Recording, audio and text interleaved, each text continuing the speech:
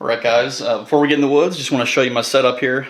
Doing a little crop damage permit hunting in the summer here in Maryland. It's end of July. It's really hot, but the deer are out and about and safe, feeling safe. So I'm using my Scar 17 today. Yeah, it's in 308. It's pretty stock. I just added a Magpul Magpul Bipod, Magpul forend. And I got a cheap Vortex Crossfire 4x12 on there. The guy who bore sight of the scope actually kind of laughed at me. He's like, "Why'd you put such a cheap scope on such an expensive gun?" Well, it's a free country, and it works plenty good for me. Today I'm shooting Fiocchi Extrema 308 150 grain SSTs. It's basically a Hornady 150 grain bullet.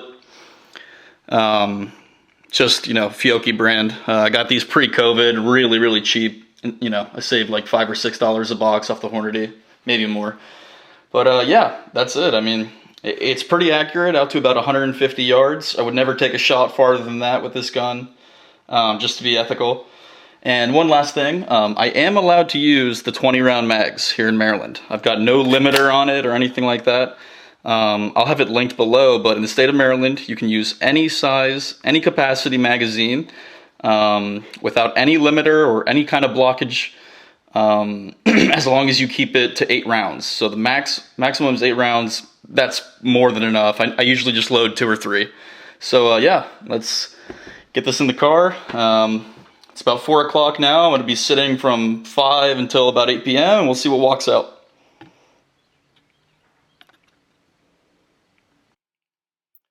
Alright guys, so I had this all recorded on GoPro in the stand on the night of the hunt, but of course that file got corrupt when I tried to import it. So here we go, we're just going to do a little voiceover. So you might say, okay, well, how the hell are you hunting this summer? How are you doing that? Basically, this is the state of Maryland, Eastern Shore, and I'm hunting on a neighbor's property. My neighbor is a farmer. He has 300 acres of corn and soybean. That's how he makes his living. This isn't his side job. This is what he does 365. This is what he's done for 40 years of his life, and it's his livelihood. It's how he provides for his family. So when there's an overpopulation of deer causing major economic damage to a farmer's crops, the farmer can apply for DMP tags, so deer management permit tags. Other states might call them crop damage permits, crop permits, whatever. And so what happens is the farmer will call the DNR. The DNR will send out a representative to come investigate. And that investigation will consist of 2 things. Number 1, they will look literally at the physical economic damage being caused by the deer. They'll look at the soybean being eaten, look at the corn being eaten, and how much of it's been eaten based on what time of the year it is. And so this was early July when the DNR guy came out. He said, okay, there's definitely a problem here. They're definitely eating a ton of crops, and basically they were doing it nightly. These deer were just coming out into these soybean and crop fields under the cover of darkness and eating all night until they were full. So after that, after that investigation, they'll come up with a formula based on the amount of damage and also based on the size of the property. So here there was considerable damage, and the property is 300 acres. And with that formula, the DNR allotted my neighbor, the farmer, 15 DMP tags. So that's 15 does, antlerless deer only, that can be taken any time of the year with any legal weapon, including rifles, as long as you're wearing fluorescent orange, hat and a shirt, 360 degree visibility. And you can also hunt on Sundays with a DMP tag. So they're very flexible.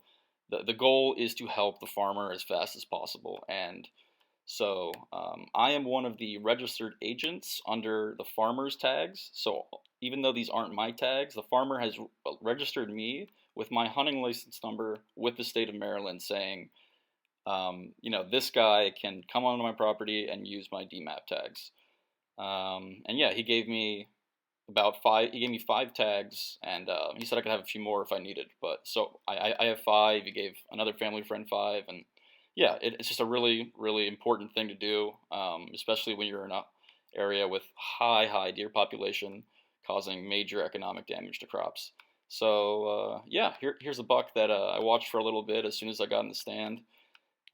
Very hot night, not many deer were moving, but right at last light, we got lucky, and we'll see that coming up. So yeah, this is totally legal, even in the summer, even on Sundays, as long as you have the correct license, the correct tags, and you have all the legal fluorescent orange requirements.